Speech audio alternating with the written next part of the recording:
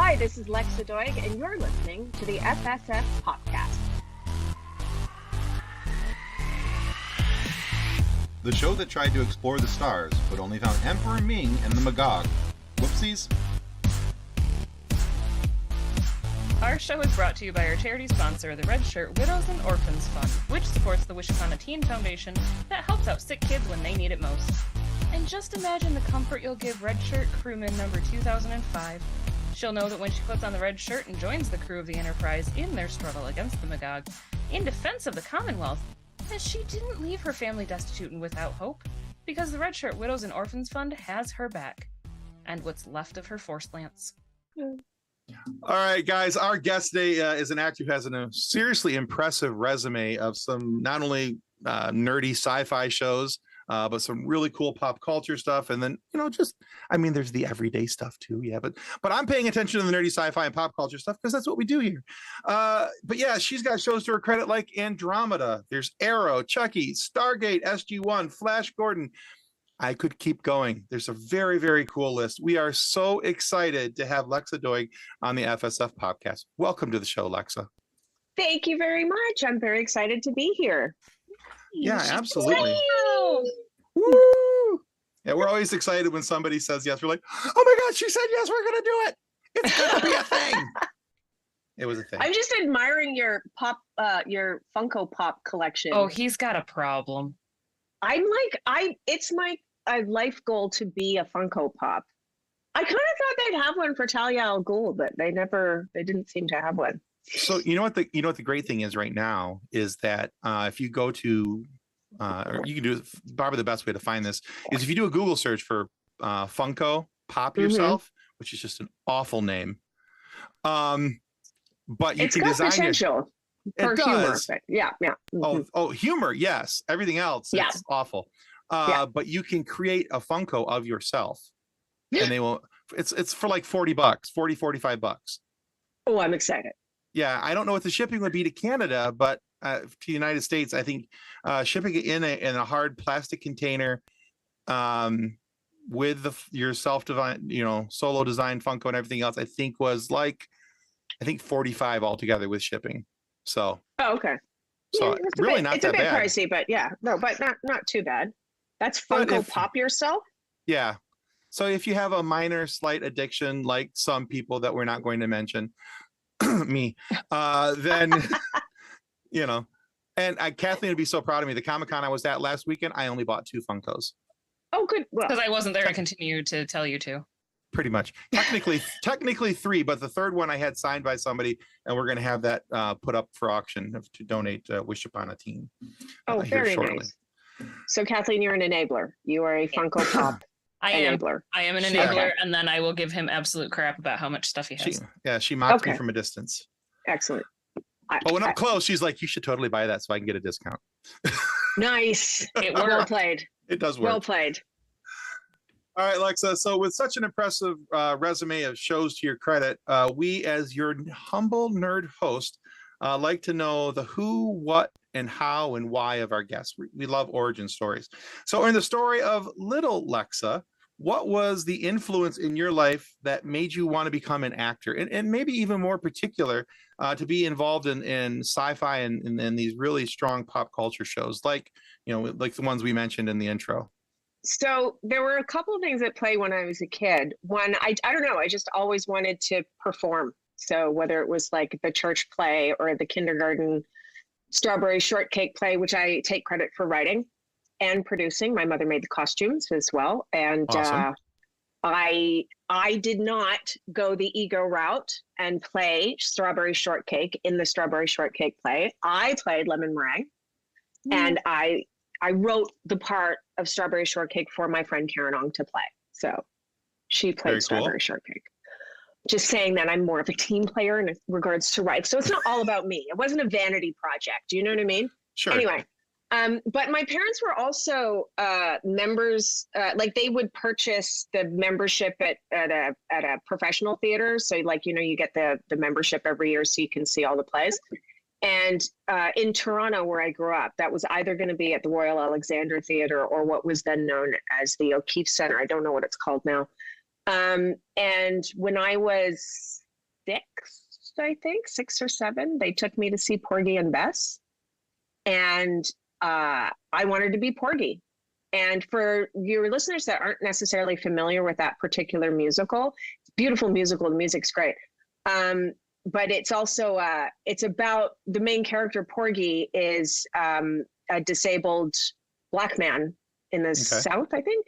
Mm-hmm. And so he spends the entire musical walking around on his knees. So to me, in the audience, and this was the 70s, because I was born in 73, I saw a short man of color on stage. I didn't entirely understand, like, I didn't understand the cocaine storyline. Like, I didn't understand any of that stuff, but I wanted to be Porgy because I identified with Porgy. And my poor father had to kind of explain to me, you'll never play Porgy. Which kind of broke my heart. But then I went to see Evita, and I wanted to be Eva Peron. So 7-8-year-old Lexa running around the house, screaming, like, you know, singing "Don't Cry for Me, Argentina" and "Watch Out, Buenos Aires." Like, I was a bit extra as a kid. So that's kind of where it started. But genuinely speaking, I didn't think that I could be a professional actor because I didn't see people that look like me on television. So representation does matter.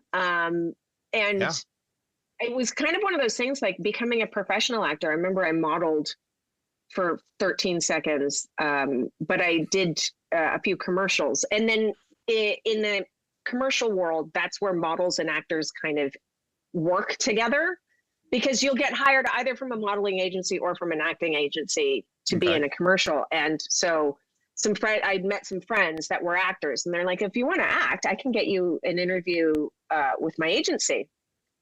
And so my whole kind of process of getting into the business professionally was just kind of like, oh, really? You can? Okay. So it's just a matter of saying yes when people were offering me opportunities, simply because I didn't think that they would go anywhere per se. So there was nothing to lose, if that makes any sense. Mm-hmm. They were very low stakes kind of things. And then I would just sort of audition and get hired on things. So from there, I managed to, like, and I did theater programs and things like that in high school. So I wasn't completely ill prepared for it. But yeah, I'd say most of my learning has been done on the job and in class, as opposed to in like a degree program or anything like that. Okay, cool. Yeah. Whereas you said your husband had. Yeah, he went to. For it. Oh yeah, he's trained up the yin yang. He went to the bachelor. He's as a BFA in fine arts acting from UBC, which is the same program our younger daughter just got into and is studying at. And we keep getting these funny phone calls from her where she is borderline outraged.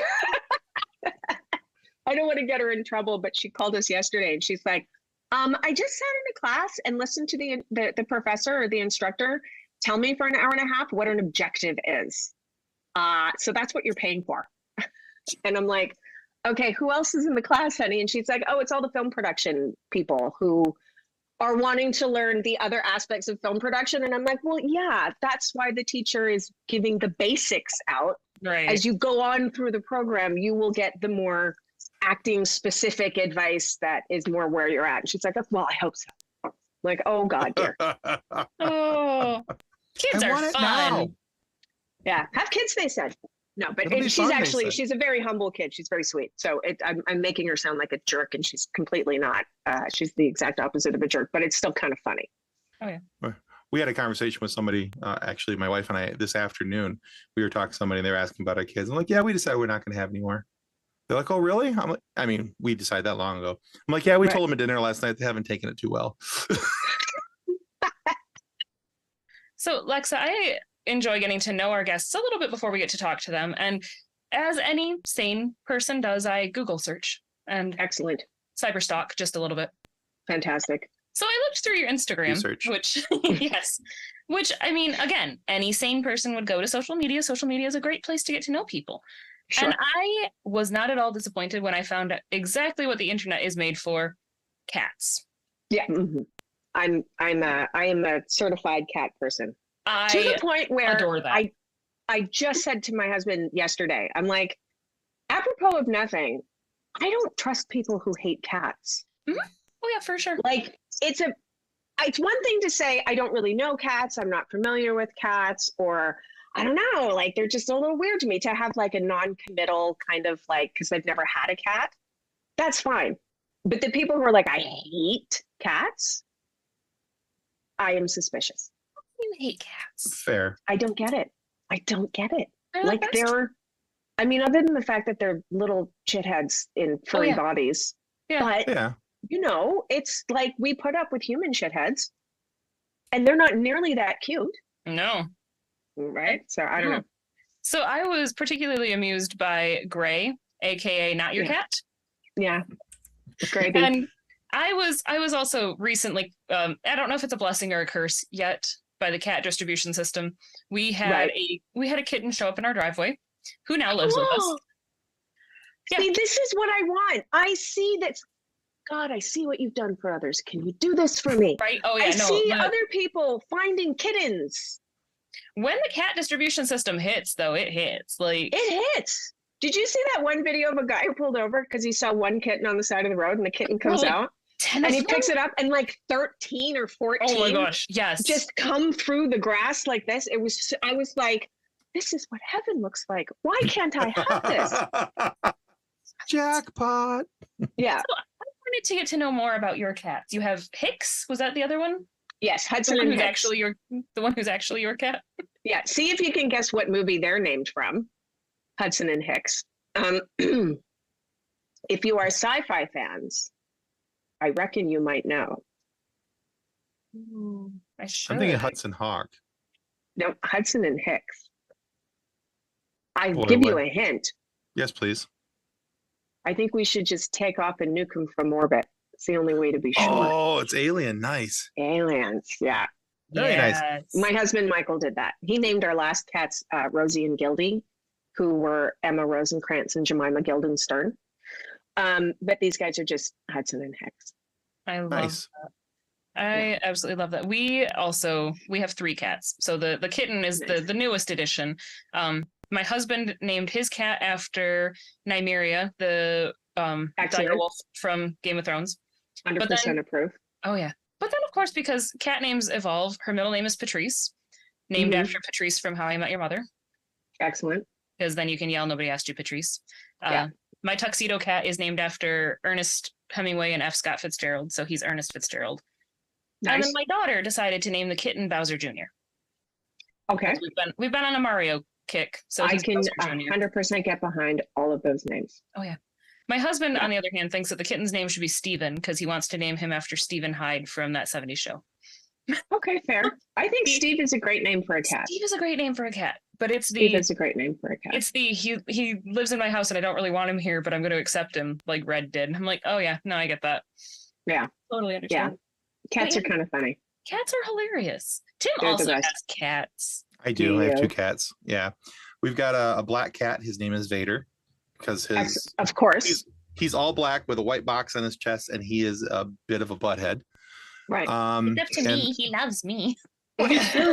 He's very nice and loving, but he's also annoying as the day is long. Yeah.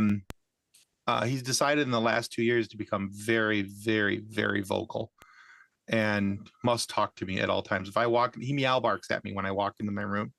Excellent. So I call him my dog cat because he barks Yeah. at me until I come over and pay attention to him. Yeah, and we've then got we one ha- of those. And then we have 7. We were going to name him either we were going to name him Hank McCoy or Henry after, because he was he came to us cat distribution system. We were sitting out on our deck, and this little mangy looking thing comes walking up on our retaining wall above us. And I looked at my wife and my daughter, and with strict orders to not touch him, pet him, look at him, feed him, water him, nothing else with a heartbeat is coming into our home. And The next morning they were giving him a bath, feeding him, watering him. Because apparently they had snuck him out food the night before, and so he stuck around. But not we gonna lie, I would do the same thing. Yeah, I know. I was mad for about 30 seconds.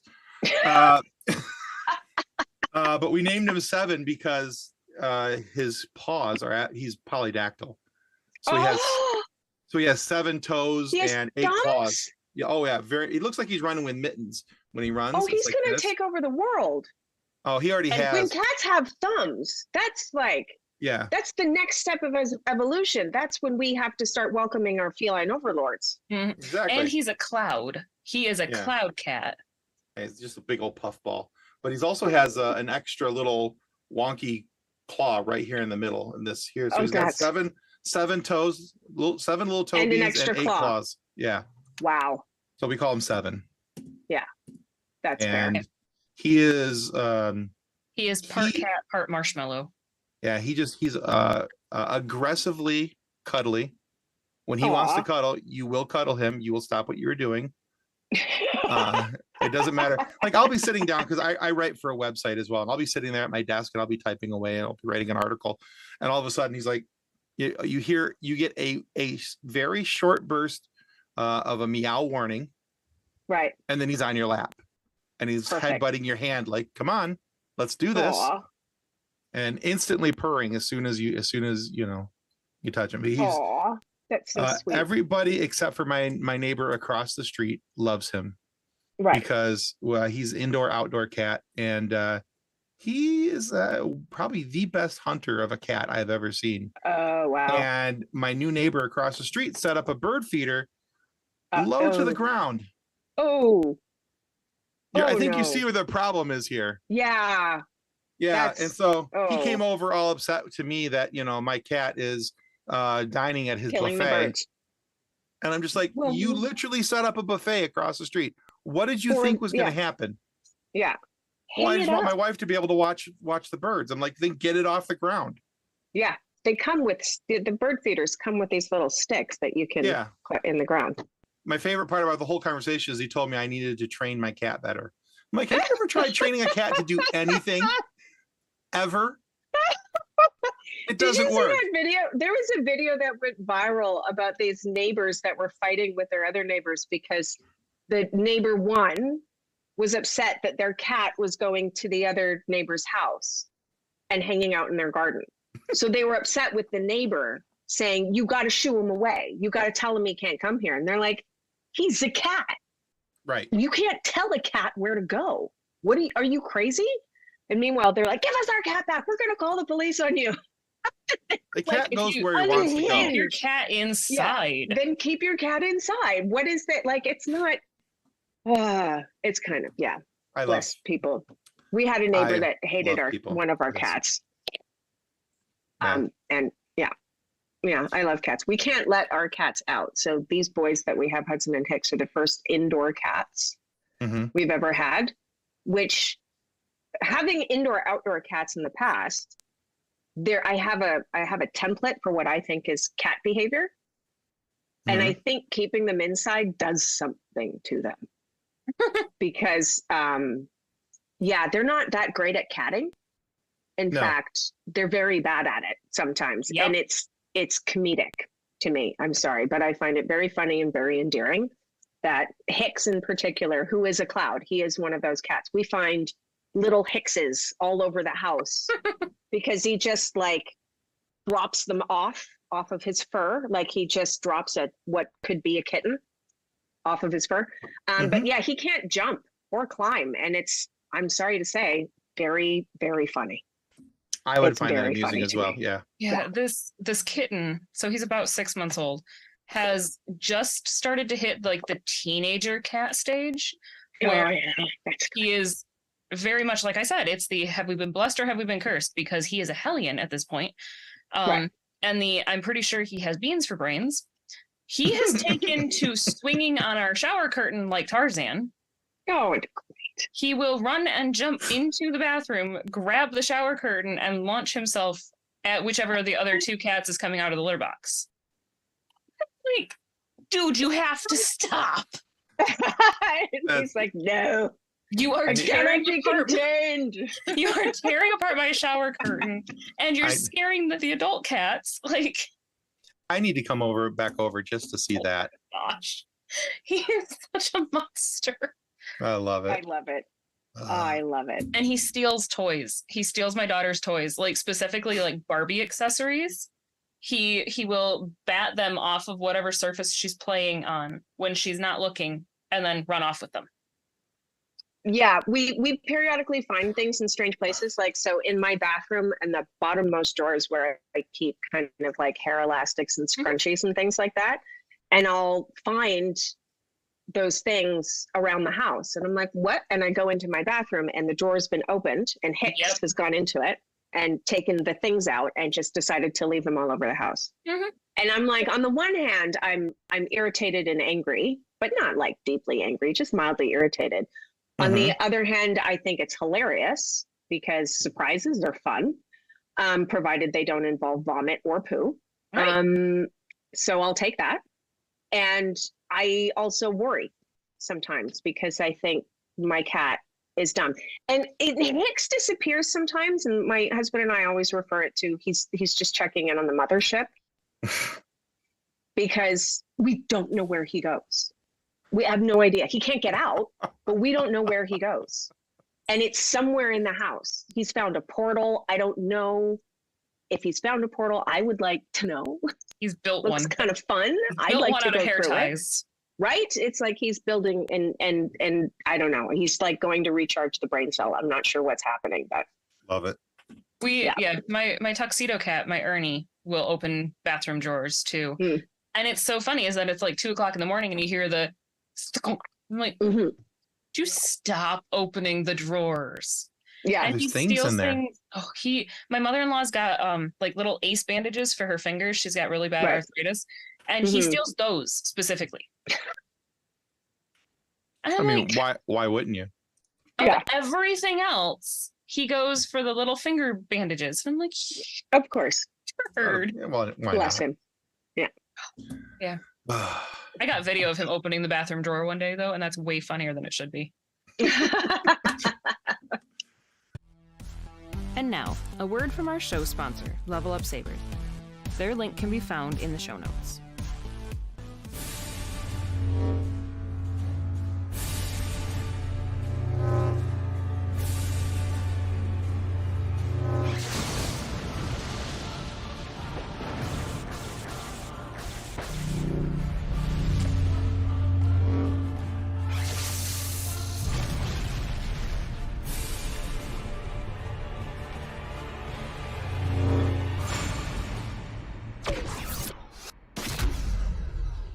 All right, now for those of you who are playing the home version of the game and aren't aware, Lexa is also married to Michael Shanks, aka Daniel Jackson from Stargate SG-1.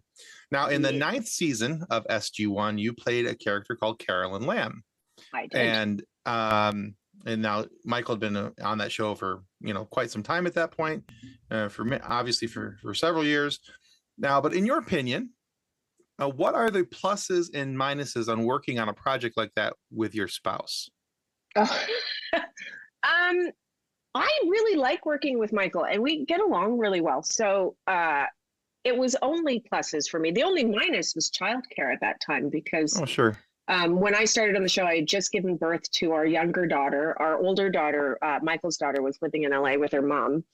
So we didn't have her all the time. So childcare with her wasn't as much of a challenge, obviously, but with the infant, it could be. That's kind of the only downside. And at this point, our kids are old enough that childcare isn't an issue. So I would be very happy to work with them again. And again, also at the time, a lot of the people that we were working with had become our friends socially. So we used to joke as we're sitting around in the trailer between takes, and everybody's like hanging around in each other's trailers, that it was like, this is like a Saturday night. And yet we're getting paid to work. So it was cool. It was a good time. Yeah, it was a lot of fun. I really enjoyed working on Stargate. See, because the reason I asked the question is because I love my wife. I adore her. Right. She's my best friend. I love hanging out with her. But our minds work so differently. Like when she's at home to work, if she works from home that day, I'm like, well, I'm gonna go to the office. I love you, but I'm gonna go because I'll see ya. I'll see you because we work.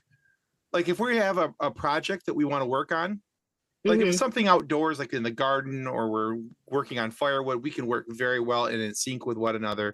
But if it's something, even the remote is a bit technical or anything else, it's like, okay, so I'm going to assign you this part. I'm going to assign myself this part, and we'll meet back in an hour, see how everybody's done. Okay, good. And break. So smart, very because, although she's awesome, one of us doesn't have good level of patience, and I don't want to say it isn't her. So, but I love how you're implying it. Like, I love how you're like, one of us doesn't have a lot of patience. I don't want to say it's not her. Yeah, but it might be her. It might be.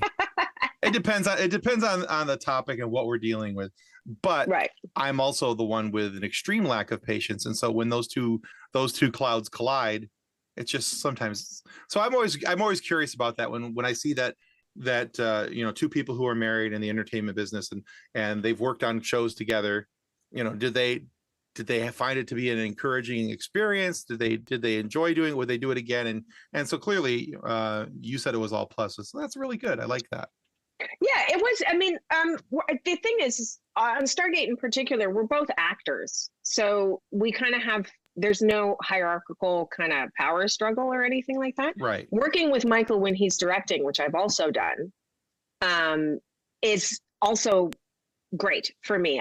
I'm very happy to do it because he's an excellent director. So I trust him as a director and he trusts me as an actor, which is great. So because we know how to communicate, a lot of acting and like our jobs require a high level of an ability to communicate effectively. And we've been married over 20 years. So we've figured that out. It's hard won, but we figured it out. So at this point we know how to communicate with each other and we have the same sensibilities. That's the other thing that I've noticed too, sometimes when couples work together is we have a similar sensibility, which is there are things you don't bring out or disagreements that you save for later that you don't have, you know what I mean, when others are around. And so that kind of thing, which actually hasn't happened to us, but we have the same sensibility. Like, you know how sometimes there are couples that get maybe a little too comfortable in terms of conflict, and then everybody around is like, this is really uncomfortable for me. Oh, yeah. I don't want to be part of this. Mom and dad are fighting. So, we don't have that, which is thankfully pretty good. Yeah. Yeah. I've worked with my husband. We've both worked separate places. I love working with him. Like we worked in a long-term care facility together, and that was like most like in sync team that we had was when I was in CNA, I was a certified nursing assistant. He was med pass, or he was in the kitchen, and it was like we were on top of stuff. Because it was I didn't even have to say words. I would just be like, "Hey, John," and he'd run, and I'm like, "This is great. I love that." Yeah, it's a very similar kind of dynamic with Michael and I. Yeah, and my husband and I are like those people that the more time we spend apart from each other, like if we spend like an entire day apart from each other, we have to like relearn how to talk to each other. But if we spend all of our time together, we're fine. We got this. Right. Oh, okay. That's funny. So having over 50 acting credits on IMDb, at least. Oh wow, that many. Yeah, I did kind of steal this from the Andromeda group as well. I don't remember who it was who I stole this question from. But do you have any characters that you wish that you could go back and play again? And would there be anything different about how you portrayed them? Actually, I think maybe Carolyn Lam. And I don't know that I would do anything much differently. I just wouldn't mind having another go because I didn't love. My head was, like I said when I first started on the show, I had recently had my daughter, and I didn't realize at the time that I had postpartum depression. Oh, okay. But I did, and I only realized that when I had my son and I didn't have it. And I was able to kind of look back and go, oh shit, so you're not supposed to feel like that? Okay. But maybe that one, maybe Carolyn, and I would just want to have another go. It's not like there's anything specific that I'd like to do differently. Sure. But I don't know. And I say that with a question mark because most actors will tell you you're never finished. Like there's no end point as an artist when you're acting. That's why some people say they'd love to have worked with like Kubrick, for example, who is notorious for doing like 1,000 takes. And others that would be like, I could never work with Kubrick because of that, because of the journey of being an actor is you're constantly kind of exploring and discovering with the dialogue and the scene and your scene partner that there is no right or correct way of doing it. I don't know if that makes any sense. Like as you're watching it, you sort of go, I would love to keep going. That's, I don't know if that makes a lot of sense for people that aren't in the business, but yeah, it's kind of like looking at a painting and sort of like, is a painting ever truly finished? Right. Actually, I understand that. Makes sense. Yeah. Okay. It's I think it was either Twyla Tharp or Martha Graham. I think it was Martha Graham that referred to it as the divine dissatisfaction of being an artist. Like that, actually. Yeah. So Kathleen mentioned it, but some of these questions that we're asking you now are from an Andromeda fan group on Facebook, run by a friend of the show, Eddie McDonough. And we told him that we were going to be talking to you, and the group was like, yes, we have questions. And so, they were very excited. So that last question was actually from James Sturr. Thank you. Hey, no problem. This next one is from Gregory Till. He says, instead of Andromeda, he wanted to ask you a Stargate question because he wanted to mix it up a little bit.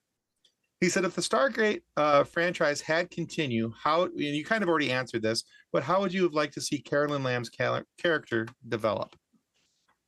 I think I would have probably liked to have seen a little bit more reconciliation with her dad, a better kind of understanding of why he was absent, or you know what I mean, just the conflict between Lam and her dad. Other than that, maybe, well, no, because I did go off world. Sorry, I was just thinking maybe go off world. I think I did once. I think maybe that, just sort of discover that. I think there was at some point there was a plan to have Lam be Mitchell's love interest, to which Michael was like, guys, no.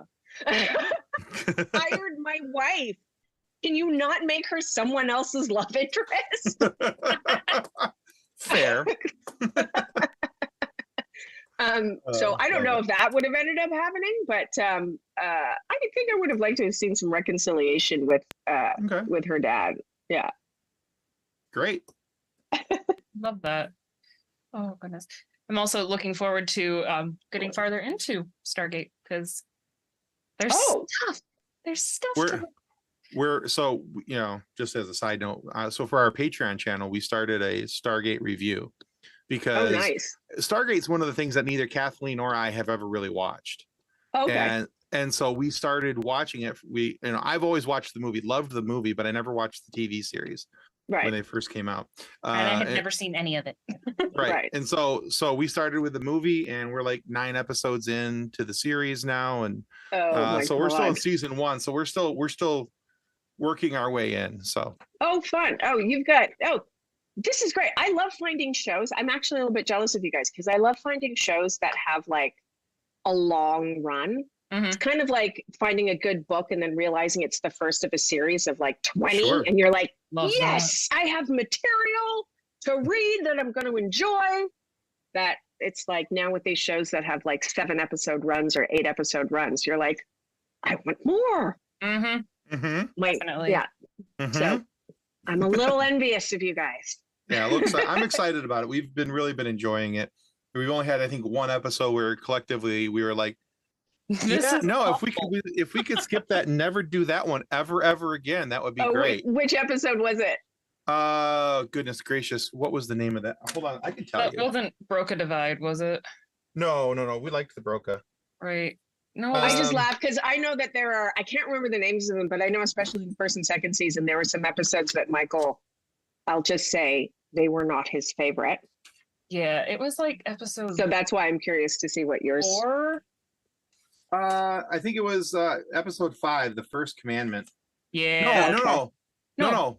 It wasn't. It was episode 3, whichever was the one where Carter gets taken captive or hostage by it was bad. Oh, is that the one where she ends up being kind of worshipped and has this bizarre headdress kind of thing? I think so. Yeah. Right. It was really weird. Like, there's these two warring factions and women. Yeah. Emancipation. Season Right. 1. Is that episode 3 or 4? Episode 4. Yeah. That was just brutal. The whole nomadic time we were tribe descended from the Mongols. Right. Yeah. Feminist That one. property, restrict their rights, and believe. Oh, I wanted to send Right. Amanda tapping an I'm sorry card after that. sympathy Like, card. sorry you had to do that I hated that episode. episode. Right. But It was so bad. But then they made up for it the next couple ones after that. The next couple episodes were fantastic. So Right. And like, I know that there's always at least one episode in a season of a TV show that you're like, oh man, did we? Oh yeah. have to And do it's that? like, I mean, apropos of the writer's strike that's going on right now, I have such an enormous amount of respect for writers, because even like back then, you don't see it that much anymore, but we were doing 22 episodes a season. Mhm. right. So that's a lot of story to write. And you're right, Kathleen, not all of them are going to be winners. And every writer's room knows that. They're like, well, this one, we tried, we did our best, but because of time constraints. And again, I think writers, again, that divine dissatisfaction that I was referring to, I'm sure writers look at their scripts and always are kind of like, I want to add this or change this. And there's so many kind of like exterior voices that have a say, be it executives saying, can we just have like this scene that's written on the starship? Can that just take place in a park? Like that, where you have insane notes that you have to kind of meet and do, even though you disagree with them and all that kind of stuff. So yeah, it's crappy episodes happen every once in a while. They do. Which is funny you mentioned that, because we just interviewed Gary Whitta, who's the screenwriter for Star Wars Rogue One, Book of Eli, things like that. Oh wow, right. I had an amazing chat with him, because he also wrote a new book called Gundog. Right. And he was talking about that very same thing. Like, the executives get a hold of it, they look at the story. Well, really, that dog, why can't it be a cat? Let's make that dog a cat. And, and you're let's like, make him. The story is about dogs. Right, exactly. And he's like, and they don't care. They just, just want to make some notes. Mhm. There was I don't know what to call it anymore, but I'm just going to call it Twitter for no other reason than to piss Elon Musk off. It's Twitter. Yeah. It's Twitter. But there was a Twitter account called TV Network Notes that is legitimate, like true notes that writers have gotten from the network. And it is so funny, some of the notes that they've been given. And because like everybody who works in this business has stories of like stupid notes that they've gotten, right? Like, it's a storyline about, your protagonist has cancer and somebody's like, this is like kind of sad. Like, can we like have her not have cancer? And it's like, that's the story. But that is the story. What do you? Kind of so there's like excellent. Porto. If you get a chance to look it up, it's called TV Network Notes. I don't even know if it's still on there, given how everything's gone crazy. I just wrote it down. We're gonna have to check. Oh yeah, it's very funny. Very good. So there was another question from Gregory Till that I thought was interesting. He said that he thinks that other people will probably agree with this. He personally didn't feel that the later seasons of Andromeda were as good as the early seasons. So he was wondering if or what you would change about the later seasons if you could. That face says I don't know if you can see me trying to eat my own mouth, but that's what I'm trying to do. I'm going to start with, and this is no offense to Bob Engels, who I really enjoyed working with and is a lovely man. Maybe don't fire Robert Wolf.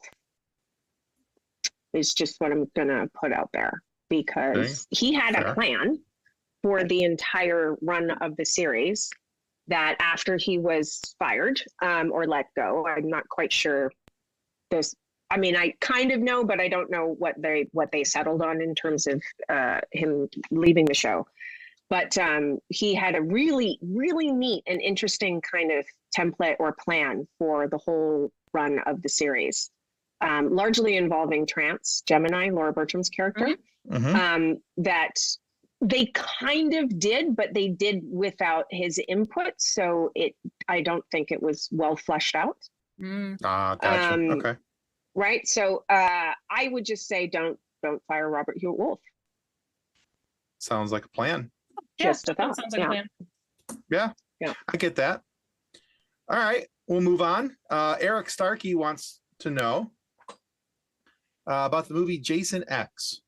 Yeah. What was it like doing a role reversal where you played where someone else plays the android and you played the human? Well, the funny thing is Lisa and I shot that, Lisa Ryder, who played Becca Valentine, for your audience that might not know or didn't watch Andromeda. Lisa Ryder and I shot that before we went to shoot Andromeda. So when we were filming Jason X, sorry, if you hear shouting, it's my cat. When we were filming Jason X, we actually auditioned and had to fly to Los Angeles for the screen test for Andromeda. And comically, we both actually screen tested for Becca Valentine.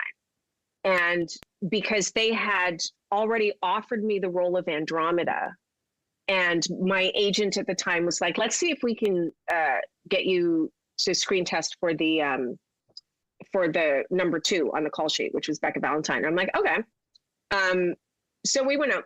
Lisa is a far superior, would have made and did. She made a perfect Becca Valentine. I kind of wanted to play Andromeda, but my agent was she was just agenting. That's what she was doing. Doing her job, yeah.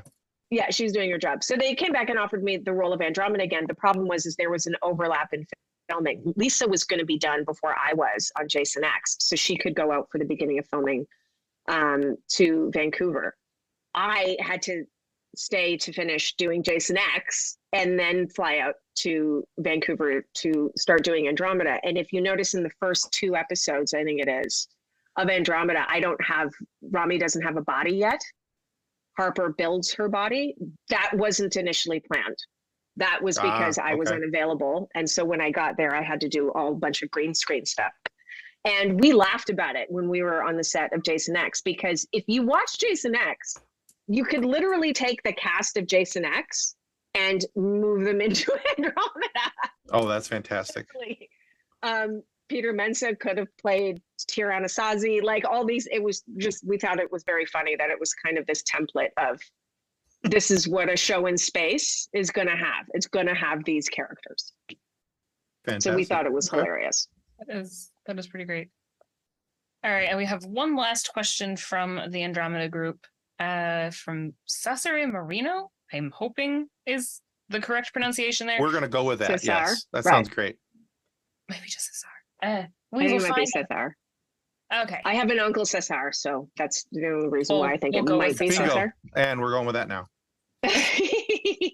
So have you ever thought of trying to create a fan film or a little reunion of the old actors of Andromeda to celebrate the series? No, I don't know that we. No, I don't think we do a fan film per se. Like I keep in touch with Gord, obviously, because I was connected with you guys through Gord, and Ryder and Laura periodically. And I see Brent State every once in a while, but I don't know where Keith is, and I don't really keep in touch with Kevin.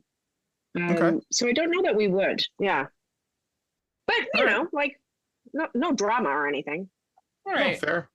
Just hey, stuff happens. Life happens. Yeah. So just don't really think about it that much. Okay, fair enough. All right, Lexa, we have one final question for you.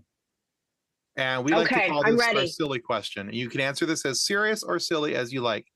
Oh, and goody. we started this long time ago after Sam Witwer destroyed my Star Wars quiz, and I decided we need to do something different. So we moved on into instead of asking quiz questions of our guests, we decided we'd ask a silly question. Okay. And we settled on this one because we think that it's a shame that nobody asks this of adults anymore. Okay. Lexa Doig, what's your favorite dinosaur? Ooh.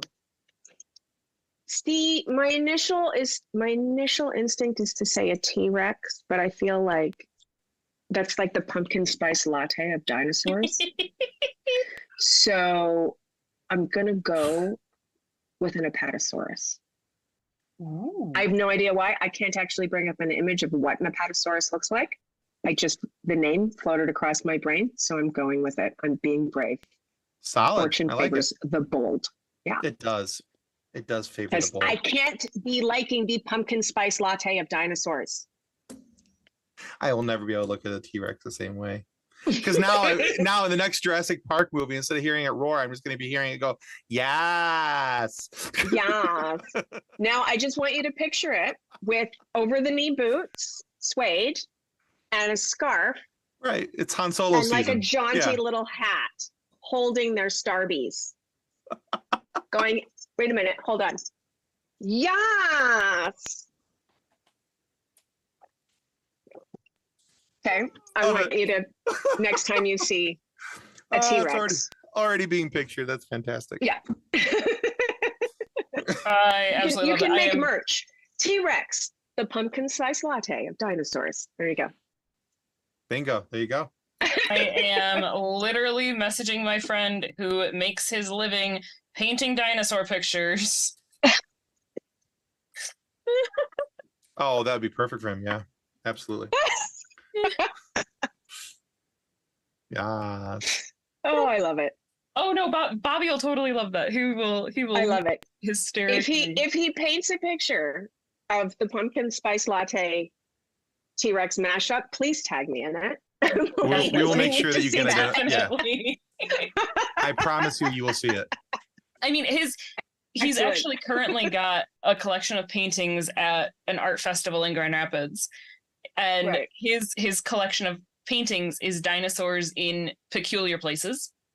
Fantastic. So it's, like he's got a T-Rex like sleeping under a sleeping at a gas station, like tucked Fantastic. under the overhang by the gas pumps, which is super cute. He's got That a couple is cute. others where they're like dinosaurs coming out of barns, and it's like Right. it's just I it's love just it. funny. There are places where they don't belong, and I just want to see a dinosaur on like a Ferris wheel. oh my gosh, Yeah. yeah, that would be so cute. Oh my goodness. Oh goodness, Lexa, we have enjoyed our conversation with you so much today. Where Oh. can our viewers and our listeners go to find out more about you and your work post strike? Whenever that happens. The Google is helpful, but I'm at Lexa Doig on social media platforms, one word, on Instagram, on Twitter, which I don't really use that much anymore, and on Threads. I'm the same thing. I do have a TikTok account, but I don't post anything on it because I can't figure out how. Like, I mean, technically I can figure out how, but TikTok is an odd place. It's a great place, but I don't know that I have anything to contribute to that platform. Oh, I don't know. I mean, I I like it more appreciate for it. viewing. I am on it a lot because Oh, yeah. I find it very Same. amusing, and I Same. appreciate the content on there. It seems like a different, like, I feel like Instagram is one of those places that you can opt in and out of periodically, but it feels like TikTok is one of those things that you have to produce daily content. I And feel I'm like like, you yeah, and, that's my ADHD cannot handle that. Yeah. I think you and Michael need to do like dance challenge videos on TikTok together. I've been trying. I've been trying. He's not. My kids are also mildly horrified because I make videos on TikTok that are private, Mhm. just so I can send them to my kids and threaten to make them public. Ooh, Oh, yes. I love that. And they are like, my mom, no. So it's the only Parenting leverage at I its really finest. have still, like they're grown. My youngest is 17. I the only leverage I have is shame. It's like embarrassment. Shame and So- embarrassment. It's a powerful tool. It's great. I do love embarrassment. Exactly. I did not when I was a kid, and now that my daughter is old enough to do the "oh my gosh, mom, stop!" Oh no, like, no. It's different as a parent than as a kid. Oh yeah, as It's a parent, absolutely great. it's the best. Mhm. Like I I remember agree. threatening. I threatened our eldest. I said, "Your dad and I are going to show up in gold lame shorts to pick you up from school." And Oof. she was dead serious. She was like, "You wouldn't." And I'm like, "We get paid to be idiots for a living. This one we do for free." There you go. Fantastic. Yeah. Oh, very good. Well, thank you for having me. I Thank really you. enjoyed our chat. All right, guys, we want to remind you that subscribing is the single most important thing that you can do to help us get more amazing guests like Lexa Doig here today to have these conversations with and funny moments for you guys to be able to listen to. So please subscribe. And check out our Patreon page as well. There's going to be some great behind the scene content from this very interview that will not have been posted in the original. So if you want to go check that out, you got to go to our Patreon page, and you can see that we have 5 different levels of Patreon from $1 to $40. There's something there for everybody, and you guys can have a lot of fun there. But if for whatever reason you are not happy with the content of our show today, we'd like to remind you that you have the opportunity to complain and lodge a complaint with the head of our complaint department. That, of course, is Emperor Ming. As cruel as he is ruthless, Ming accepts no failure or incompetence, which means we are so screwed.